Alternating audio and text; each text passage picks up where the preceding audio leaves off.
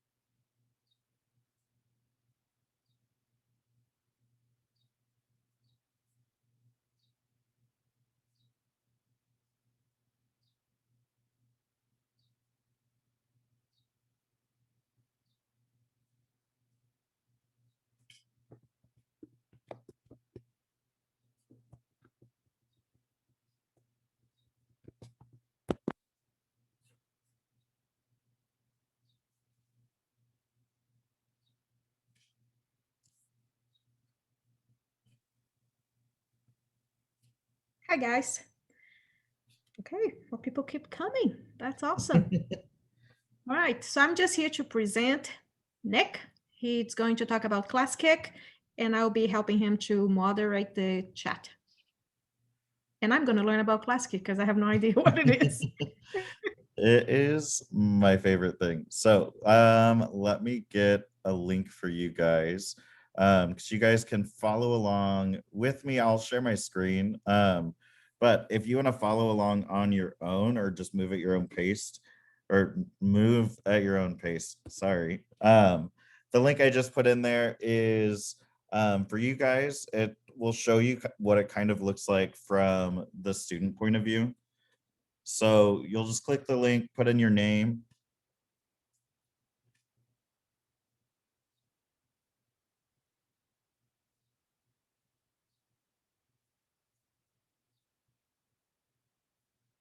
And then go from there. I'm gonna move this so it's easier for me to see things. All right. So I used this earlier for one of my grad school things this week too. So if you're watching my screen, you can see like as the people put in the link, I can see where they're at in real time. So it'll show me like what screen they're on. If it's gray, that means they haven't even opened it at all yet. So that's also a good thing to know.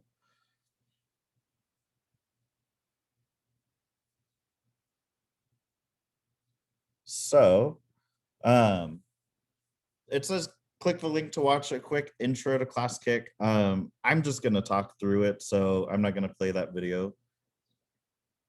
The third slide, if you are on there, says write your name in green by adding a new text box or writing with a pen. So if you click if you're using the little one that says select mode, it's the little mouse clicker.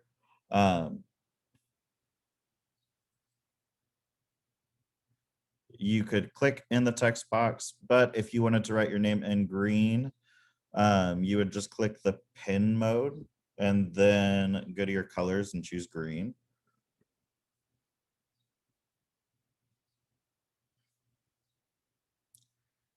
And then I can go in, I can look at it, like I can see that Colby did it, so I can go in and give her points if I wanted to. So I'm on my iPhone and it's not liking Safari, so I'm not seeing the ability. I see the screen and what it's asking me to do, but I don't see the ability to actually type or write. Am I not looking at the right place? When it's on the phone, sometimes it can be kind of weird. I know it looks kind of different. in those ways. But when you're there, it should be up towards the top. It'll have like a zoom out, zoom in, the different tools, and some different things there.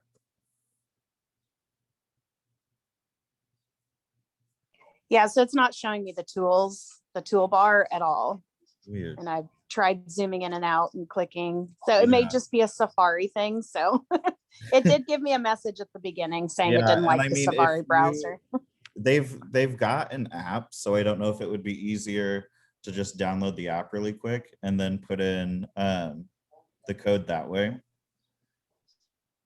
because that's how my kids will use it on their iPads, is they just have the app.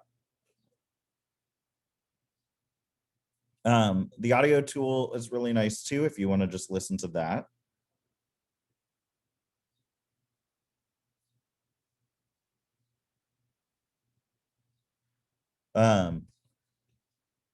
And that's really good for listening to your kids. Like, I've used it for fluency before, where I've just like put a passage on there and then put the audio, or said use the audio tool to record yourself reading this, and then you can get some quick data from that.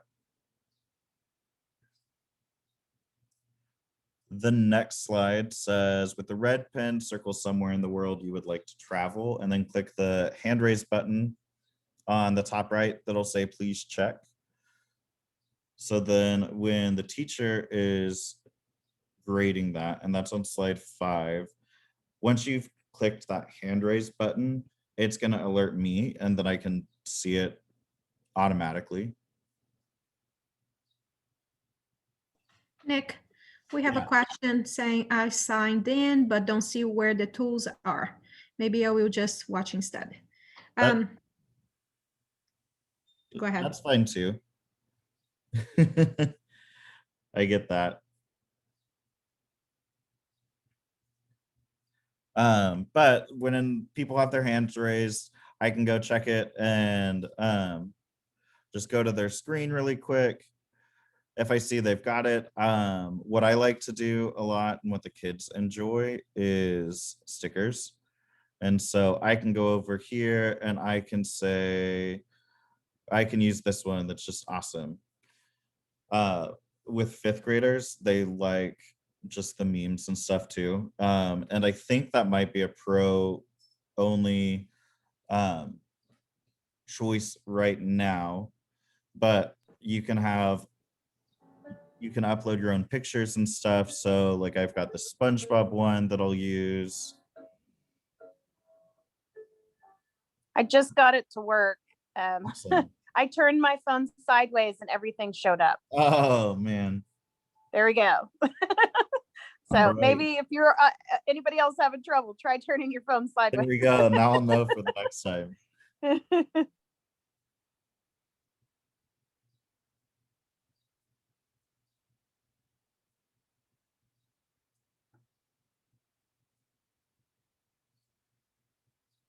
So I really enjoyed those.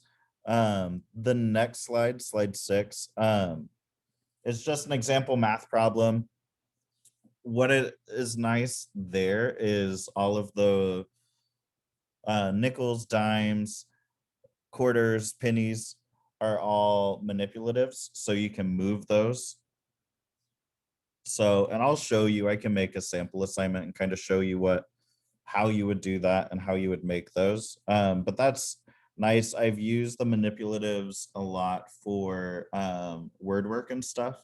And I know the more primary teachers will use it for just like sorting with sounds and letters or spelling out words and stuff.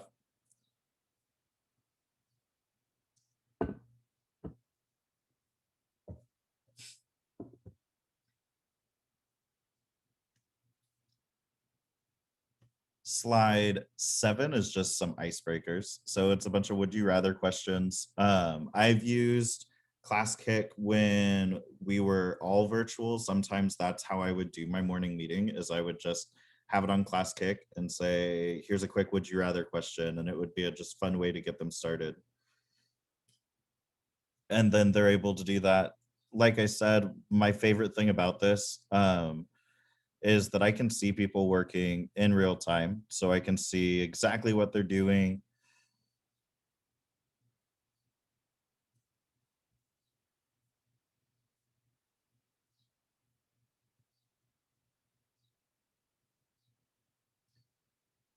And then slide 8 is just for you. It's how do you feel to be a student using Classkick? So then you would just use the select tool and then go into that text box and write your answer.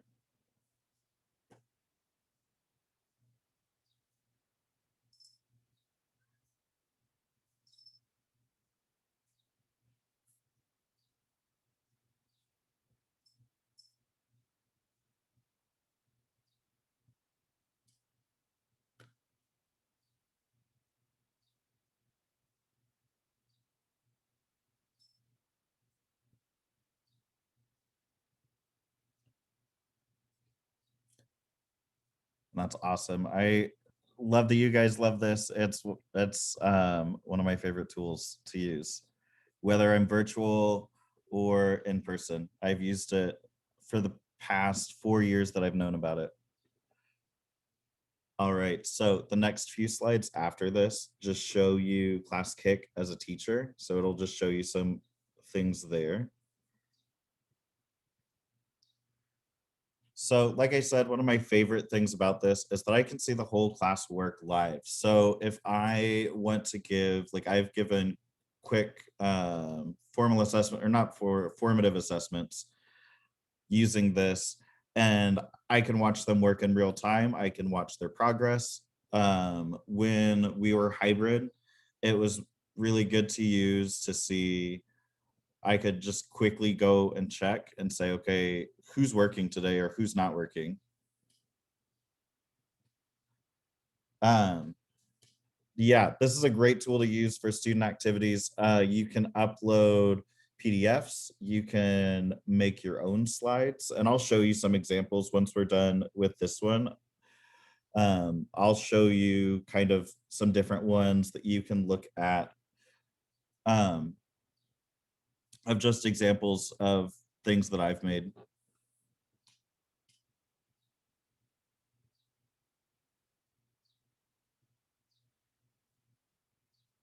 So it is pretty easy. So you can upload existing assignments or you can create new ones.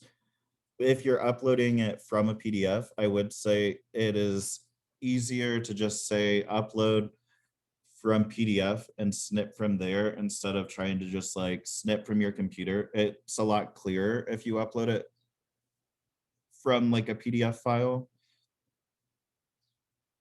Not that it's super unclear if you're doing it otherwise. It's just if you've got the file, it usually reads it better. Then you can assign a roster. So you can assign the same assignment to multiple rosters. So like today, this one was assigned to my practicum class that I'm in for grad school right now, as well as you guys.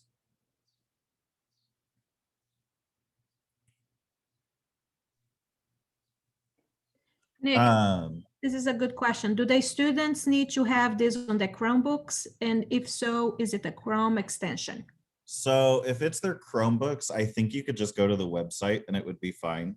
So it would just be classkick.com and you would just give them the code like I gave you if you just have a regular account.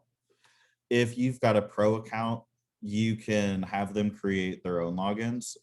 So then it kind of creates, then they don't have to put in a code every time. If you assign it to their roster, it would automatically show up. But I think right now that's a pro only feature.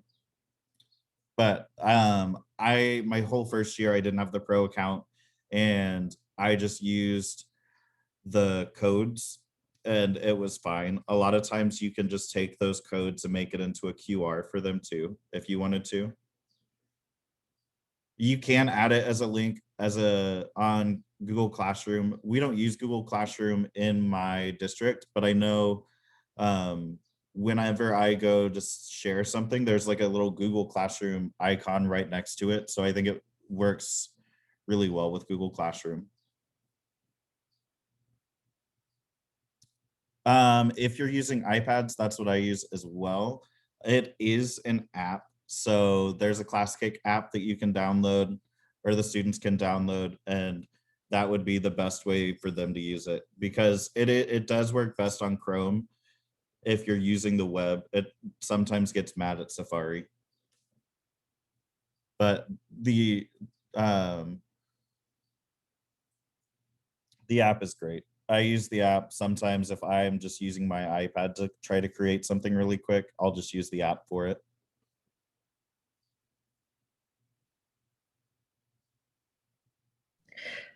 Nick, is it okay if I ask a question? Is this appropriate timing? Yeah, no, that's totally fine. Okay, so I love the idea of using Classkick, and I'm a specialist, which means I don't have like a set class. And I made some assignments that I knew teachers were literally going to put straight on Classkick, but I've never used Classkick. So Yeah. I'm wondering, it seems like using the code would really be best for me, because I could get assigned a student, you know, in a morning and then want to use it with them.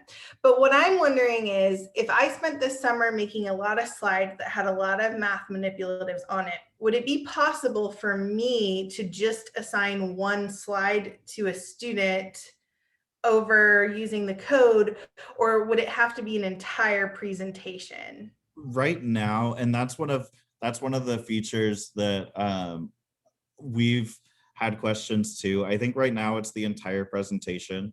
So I know when I do it, there is a way, and something I learned this year is you can like copy slides, and then if you created it as a whole thing, you could have that as something and then just make a second one, and then you could copy a specific slide and then add it to it, and it would keep all your settings and everything else. But that is, I think, the easiest way, instead of if you're wanting it to just be one thing at a time. So I could make like even a presentation perhaps that was just one slide, and then that morning or on the spot in a classroom, if a student needed manipulatives, virtual manipulatives, I could potentially hand them a code that they could access that slide from. Yeah, I think so.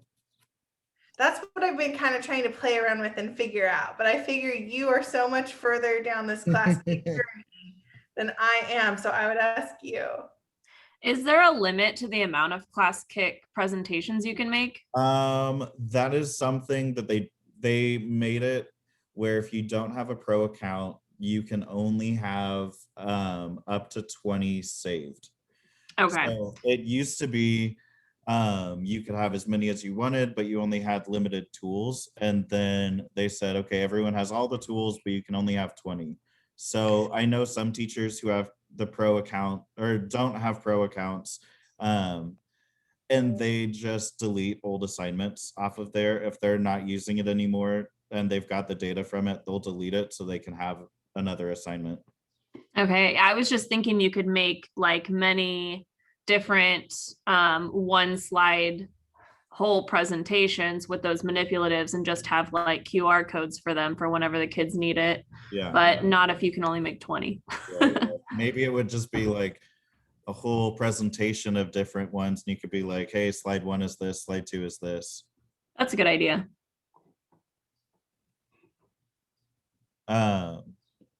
You can watch students work and give them feedback in real time. So you can chat on their screen, like you could write on there. I know I've used Classkick when I'm gone, and it's not always like I'm sick gone. It's just I needed a mental health day, but I'll go and check in, especially because I'll use it a lot for math, because I don't love substitutes teaching my math without me.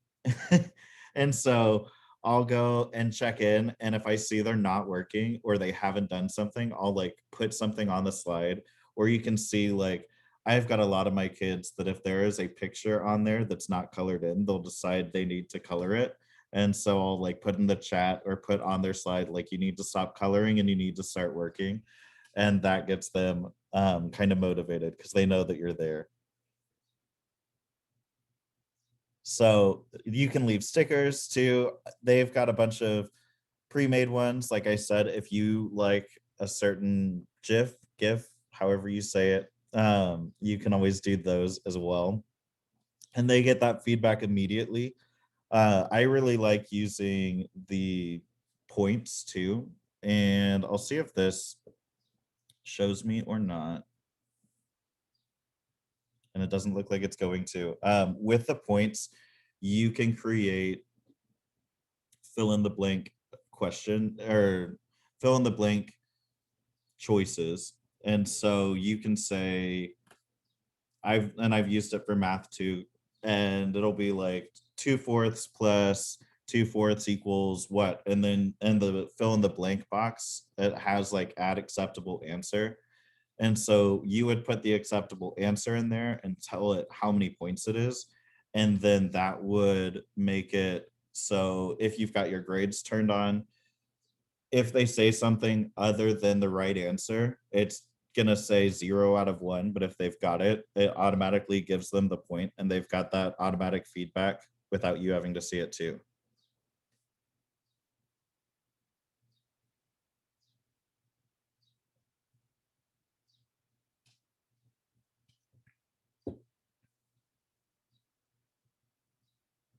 Let's see. The next one is how could Classkick benefit students and learning in your classroom? So that's just a fill in the blank as you go type thing. So if you want to fill that out, you can. If you'd rather just move on, that's fine too.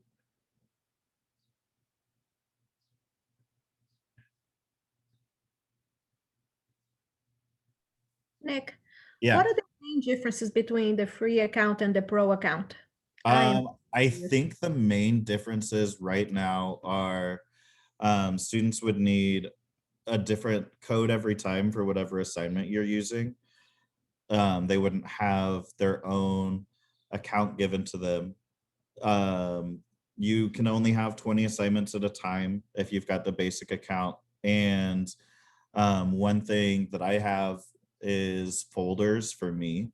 So when I'm creating all these assignments, I can put them in a specific folder.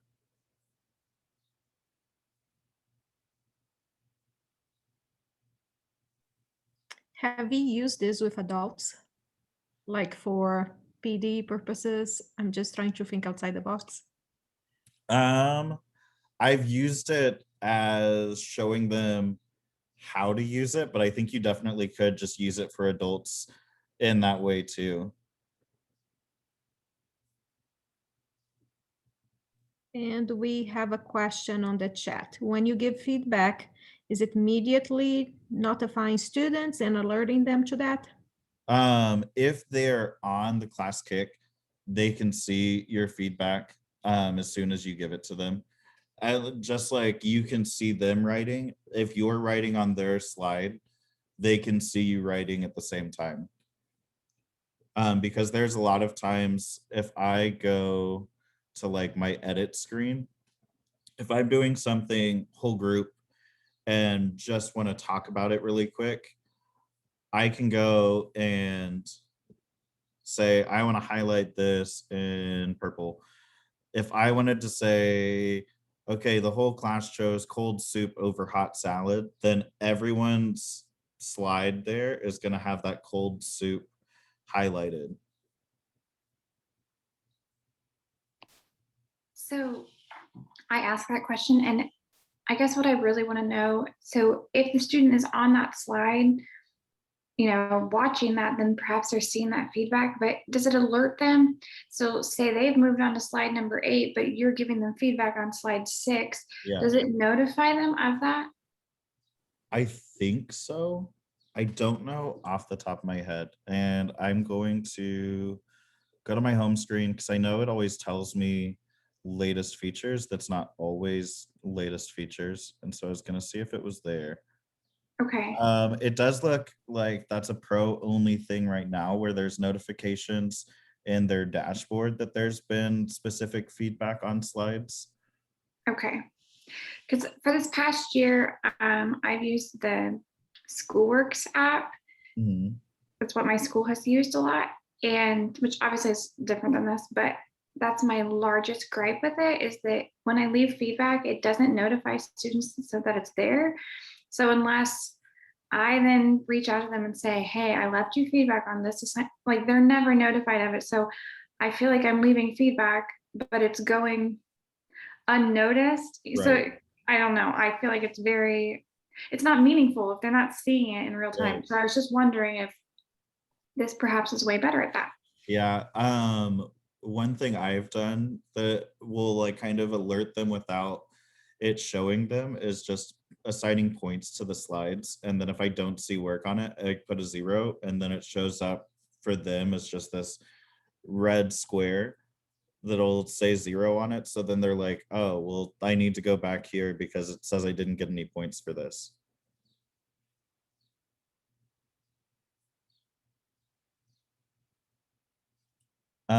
This is just what my home screen looks like right now. It's kind of I've got a lot of folders right now only because um I am moving to third next year, so I started moving a bunch of stuff into just the fifth grade folder. One thing that they just announced is that if you've got the pro accounts, you can put folders inside of folders. Nick, The paid version versus the free. I I know it's kind of been going up in the past couple years. So let me see if I can find it somewhere.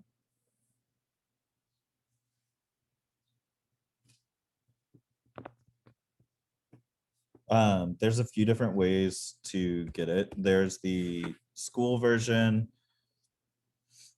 It's saying it's 1,500 right now. A lot of times it is somewhat cheaper for you the first time you get it, if that makes any sense. For individual teachers, it says $12.99 annually, or $12.99 a month billed annually.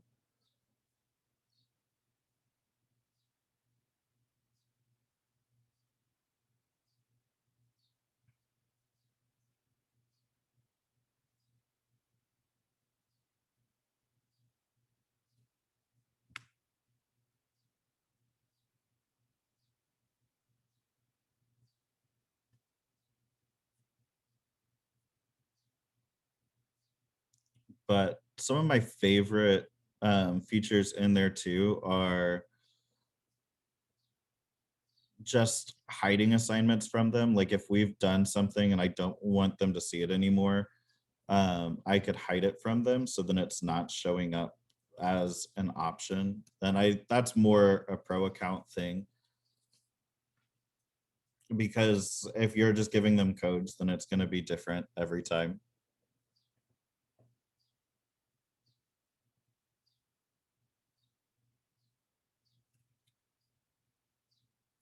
I do have a pro account. I had won it with my district a few years ago, and then my school kind of saw the benefits of it and got the school version of the pro accounts. And so I know this year all of our teachers have pro accounts because we have the pro school. And a lot of that was just because, especially with virtual learning and stuff, this is just one of the easiest ways for students to be able to do work for us.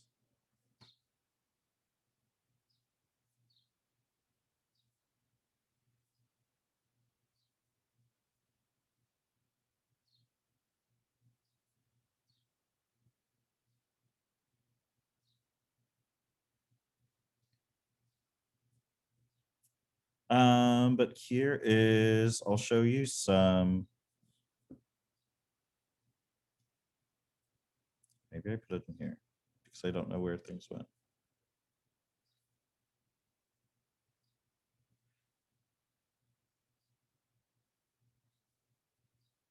Here's just some examples. Like here was an antonym thing that I did.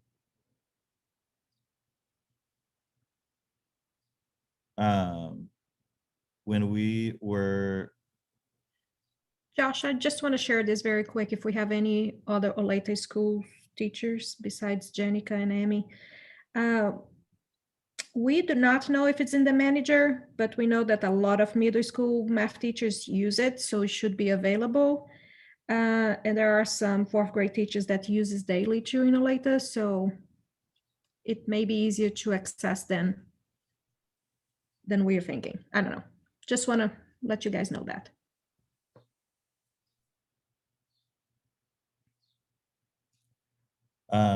I will show you just a quick when we were virtual, what it kind of looked like for me.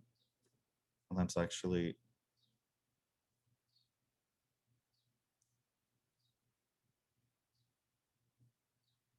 So when they were home, I just kind of had things in here where I gave them their assignments. This background was actually from Classkick. I went to their help features and I'll show you where those are. But they just had these ready to download. And so I downloaded a few of them because they fit the screens and then they kind of make it a little bit more interesting. I put my Bitmoji in there just to kind of have some fun with it.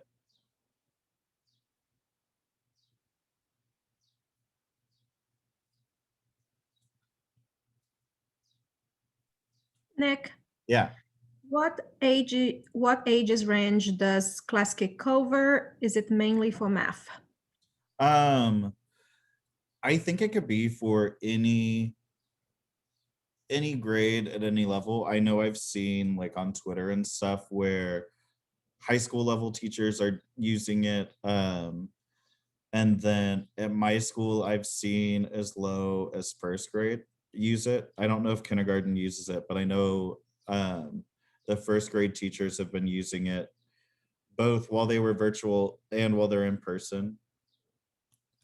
The way you use it can sometimes differ just because of the needs of your students. But I think there's a lot of different ways that you can use this just with the different tools that you're able to use. Yeah, Nick, I wanted to jump in on that. I work with Nick at Midland Trail, and I'm the life skills teacher, self-contained. I got with him, especially when we were hybrid, and he taught me a lot. And I was able to set up for my remote or virtual learners only. And they are all different ages and range in abilities. And I was able to create screens individually for each one, and they each had their own account.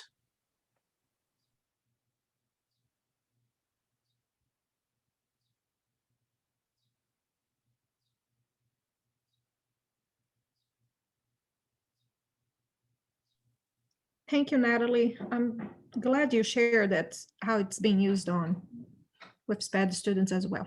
Thank you.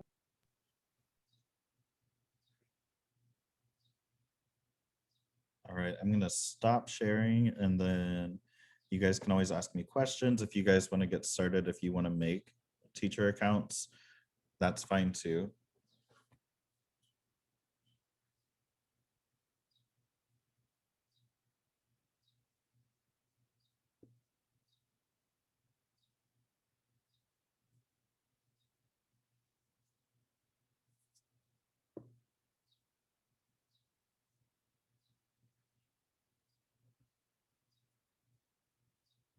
But is there any specific questions that I can help you answer? And if you think of one later, if you go to the Flipgrid and add it to the Classkick topic, I'll be checking that and can answer that way too.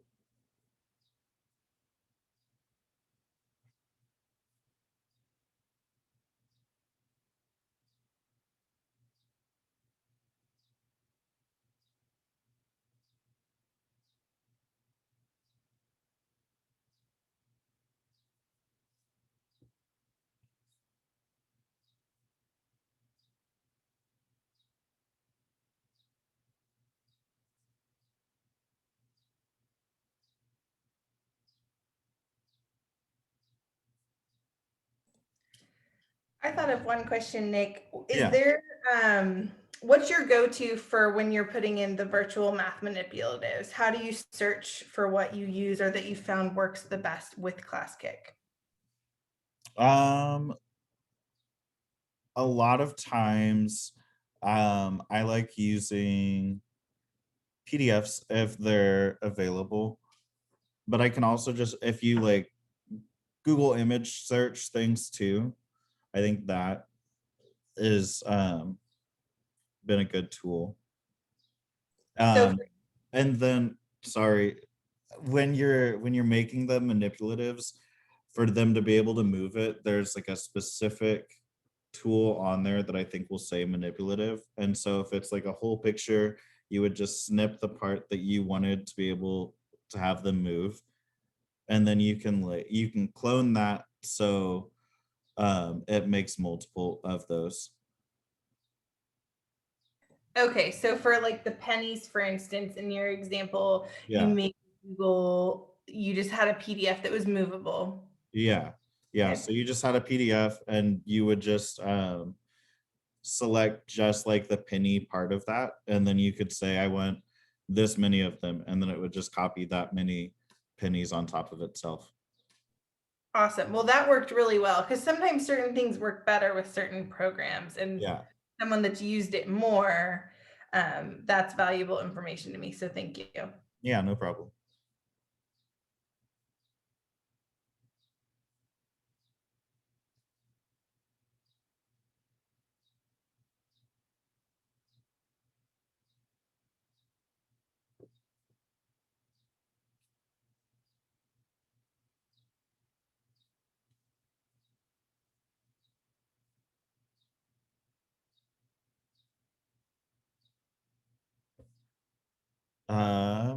Kristen, that is a great question. Let me share my screen again and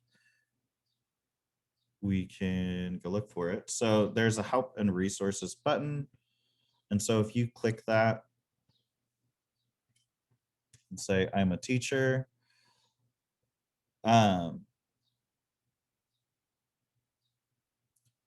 there's some support things here.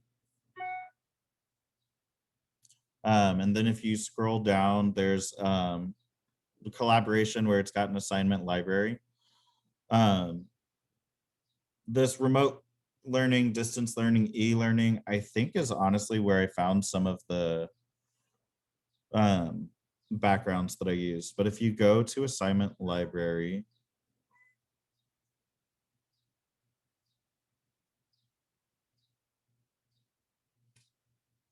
you can search by subject. So it looks like they've got all kinds, writing, Spanish, social studies, science, STEM, PD, physics, PBL, or you can search by grade level, and then it's got grade level bands, pre-K through second, third through fifth, sixth through eighth, ninth through 12th, and college. And then it's just got some quick things here that you could look at. So I know, like, I'm a fifth grade teacher, so I sometimes will go to the third through fifth section and kind of see what they have. Sometimes their stuff isn't the best and I won't use it, but there are some things that I'm like, oh, I could figure out how to use that. And then it's just working smarter, not harder, and you don't have to think about all those things.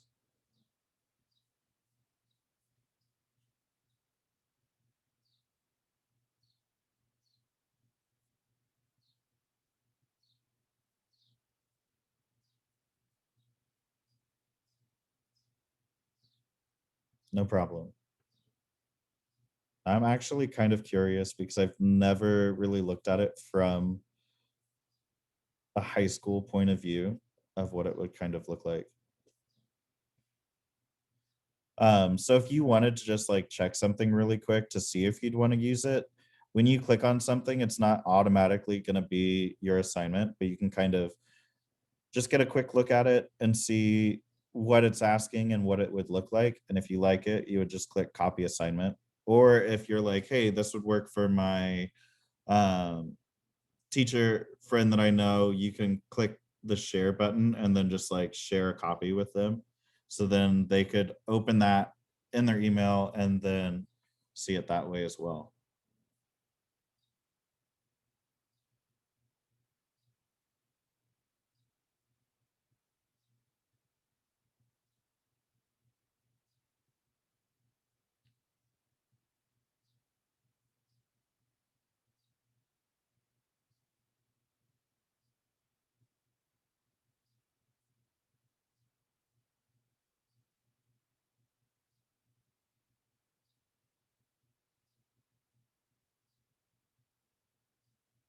Yeah, I love sharing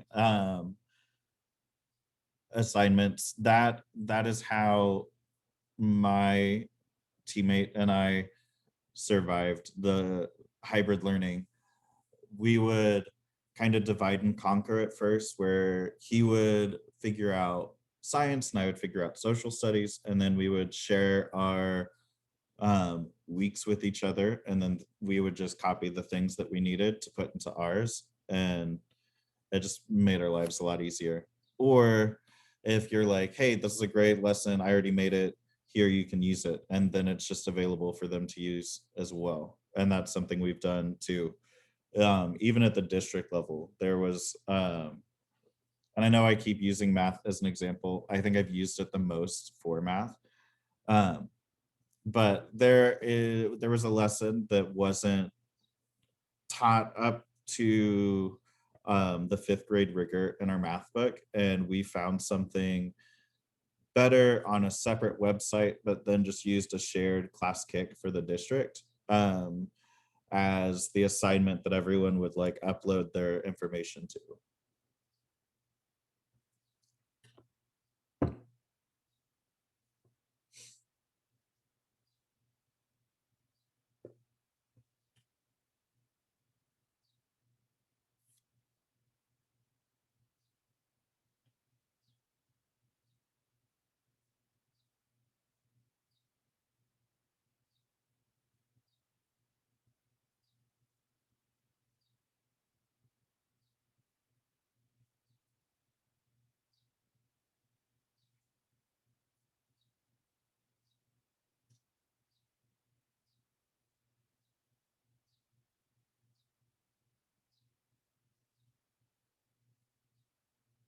Is there any other questions?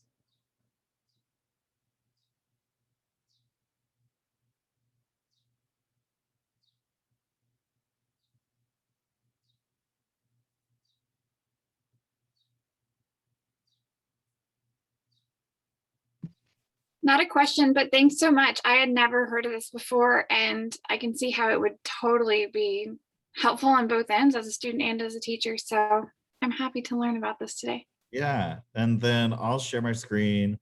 Let me get back to that Classkick that I had. It's got my contact info. So if you run into something and just want to shoot me a quick email, that's or tweet or Instagram DM, that's fine too.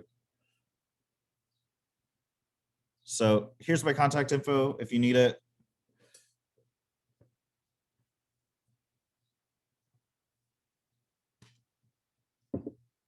Like I said, I used it for one of my college assignments. So that's my email for my college. So the Twitter and Instagram is probably what would be best. And I'll double check to make sure Instagram is that. I want to say I changed it. Nope, those are both correct.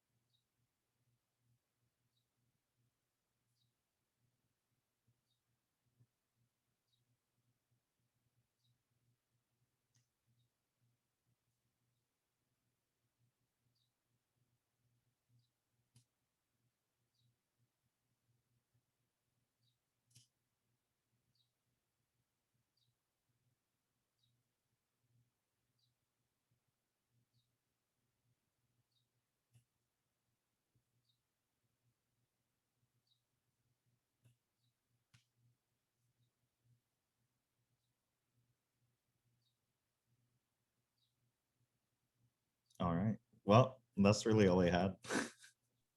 Thank you so much, Nick. I really appreciate your time. Hey, no problem.